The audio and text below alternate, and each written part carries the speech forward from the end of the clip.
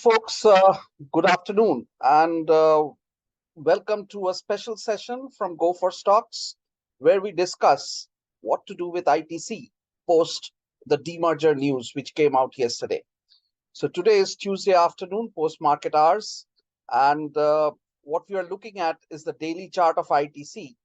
And as we can see here, over the last 2 days, uh, ITC has fallen quite a lot with I mean with big volumes. See these two candles, these two bars. These are the volume bars, and red bars, and huge volumes. As you can see, these volumes were last seen in ITC in uh, in March 2023, and two consecutive days of red volumes is we haven't seen in ITC over a very long time. So most of us who are holding ITC in our portfolios would be thinking what to do with ITC now. So why did ITC fall post the demerger? I think there are two theories to it, and both theories can be, logical in this case, because uh, one is the buy on rumor, sell on news kind of a theory, which basically means that a lot of people, uh, because of the demerger event, was buying into ITC, and once the demerger event was announced, they sold. I mean, and that is why it fell. The other theory is that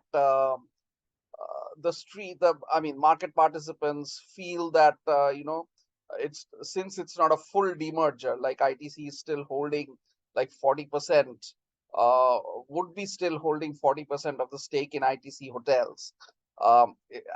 It's not a full demerger, and hence it's not liking this particular bit. Like, why should ITCs continue to hold 40% in a business which doesn't give them a lot of margins? So in a low margin business, yeah, hotel businesses are generally very low margin businesses, and yes, so that's what the street did not like. So both theories are kind of relevant, and anyway, the stock has fallen, and now the big question is what we should do with the stock. So should we hold, or should we buy, or should we just sell out? So uh, the first answer is we should not be adding ITC at this point of time, because we don't know whether the selling has um, completely uh, you know has completed for the time being. So it has been 2 days. The good news is today the stock found some support at crucial supports. If you see the weekly charts, there is a support at this 455 levels, and this is where the stocks saw some buying emerge. So it took support here, but again, we don't know whether tomorrow whether this support will break or not. And if it breaks, we might see levels of 435, 440 in the stock. um, so yeah, so if you're if you are just a trader in ITC for time for the a short term trader, then of course uh, my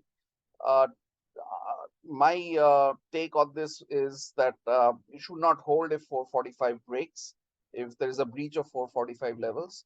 So that 445 should be your stop loss, at least for now, if you are a trader. But if you are an investor in ITC and has been holding ITC for a decently long time, then at least you should wait for the trend in ITC to change.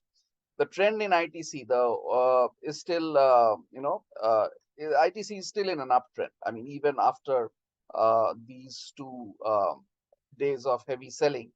So, and when will the trend change? The trend will change once, these levels, this 440 levels are broken. So conservatively, 438, 435 is breached. Then I would say that there is a chance that the uptrend in ITC might get broken, and it might enter into a long-term consolidation phase, which is also possible. Or, I mean, if selling persists, then it might enter into a downtrend. So, so if you are long-term holders, then possibly 435 should be your stop loss. And if it breaks 435, I think you should sell at least some part of your portfolio and some part of your ITC portfolio, that is, and wait for it to again, stabilize and show some strength. It is still outperforming the Nifty, so that is why I'm still holding. Again, the disclaimer here is that I am holding ITC in my portfolio for more than 2 years now. So I'm still holding ITC, and so like I said, I will continue to hold as long as this 435 levels are not breached on the downside. And so if so, so I've talked about what you should do if you are a short-term trader, and talked about what you should do if you're a long-term investor as well in ITC. But what if you do not have positions in ITC and you are looking to invest in ITC? In that case, I would ask you to wait. At least ITC needs to the selling needs to first get completed, and it needs to form a base. Consolidation needs to happen, and then once we are sure that again ITC is going to move up post the consolidation, then only we can take position. So as of now, I would not be taking. I mean, if I were not holding ITC, I would not be taking positions in ITC unless 500 levels are reached. So if ITC crosses 500, then again, of course, a fresh up move will start. So, but over a period of time, depends on, we don't know what's going to happen now. It can be a longer term consolidation as well.